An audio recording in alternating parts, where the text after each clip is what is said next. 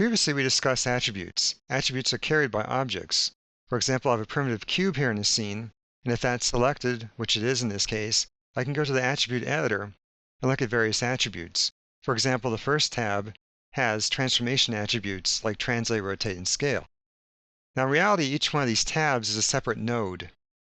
A node is a construct that holds specific information. In other words, inside Maya, a node is a type of bucket, almost, that carries a set of attributes to define something.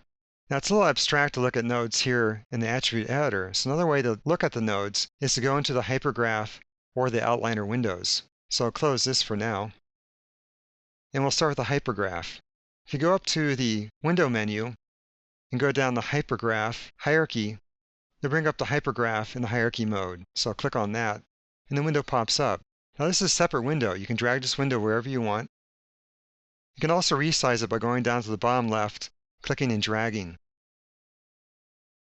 So here we have a little yellow box inside the hypergraph window. This is actually a node, or a representation of a node, and this is called pcube1. This is the same thing we saw in the attribute editor as the first tab. So this is a node. It's actually a transform node. In fact, the hierarchy mode of the hypergraph shows you transform nodes. And transform nodes are the ones that carry the transformation information, such as translate, rotate, and scale. And this node is yellow right now because it's selected. And in fact, the cube remains selected.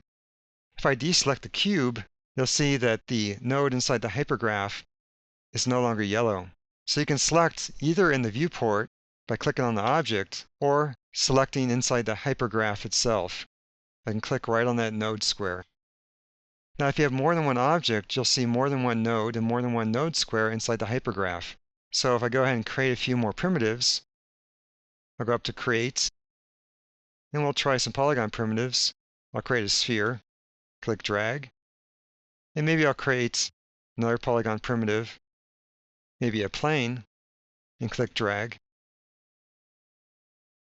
You'll see that I have 3 objects. I also have 3 nodes in the hypergraph.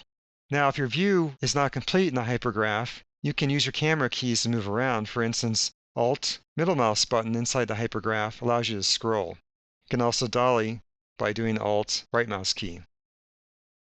So there are 3 nodes that correspond to the 3 objects. And you can click either in the hypergraph or in the viewport to select or deselect. For instance, I can go into the hypergraph and click on the P-sphere to select the sphere. So that's a hypergraph. It's a brief introduction. We'll return to this later on. Now we'll go to the outliner. So I'll close this window by hitting the Close button. We'll go up to the window menu and go down to Outliner. That'll bring up the outliner window, which is a separate window. You can also resize this window and place it where you want. This also shows nodes, but in a slightly different format. It's called the outliner because it shows you a bit of an outline. So once again, I have 3 nodes for my 3 objects. There's the p-cube, the p-sphere, and the p-plane. And by the way, those are default names that Maya assigns. You'll also see the name for those objects up at the top of the channel box. There are also additional nodes inside the outliner. For example, you have a node for each camera: perspective, top, front, and side. Perspective is a perspective camera, and of course, top, front, and side are orthographic cameras. You also have a couple nodes that are universal nodes that Maya provides in order to make the rendering and lighting and so on function. You don't use these nodes directly, but they're there. For instance, default light set and default object set are provided by the program. But most of the time, you'll be manipulating cameras and/or objects, like this cube. So we'll return to the outliner and the hypergraph once we start working with groups and start working with animation.